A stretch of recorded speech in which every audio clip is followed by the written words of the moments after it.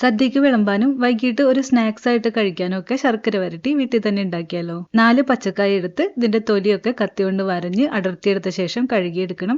എന്നിട്ട് ശർക്കര വരട്ടിയുടെ ഷേപ്പിന് ചെറിയൊരു തിക്കായിട്ട് കട്ട് ചെയ്തെടുക്കാം. കട്ട് ചെയ്ത കഷ്ണങ്ങൾ വേഗം തന്നെ വെള്ളത്തിലേക്ക് ഇടണം, അല്ലെങ്കിൽ കറ പിടിക്കും കേട്ടോ. നല്ലപോലെ കഴുകി ഇതിന്റെ വെള്ളമൊക്കെ മാറ്റി തുടച്ചിട്ട് കായൊക്കെ വെളിച്ചെണ്ണയിൽ വറുത്തെടുക്കണം. ഫ്രൈ ആയി കഷ്ണങ്ങൾ മുകളിലേക്ക് വരുമ്പോൾ തീ അല്പം കുറക്കണം. ഇളം ചുവപ്പ് കളറിലേക്ക് ഈ കായൊക്കെ വറുത്തെടുത്തിട്ട് മാറ്റി വയ്ക്കാം. 150 ഗ്രാം ശർക്കര 1/4 കപ്പ് വെള്ളം ചേർത്ത് ഉരുക്കിയെടുക്കണം. 1/4 ടീസ്പൂൺ ഏലക്കാപ്പൊടിയും 1/2 ടീസ്പൂൺ ജീരകപ്പൊടിയും 1 ടീസ്പൂൺ ചുക്കുപൊടിയും മിക്സ് ചെയ്ത് വെക്കണം.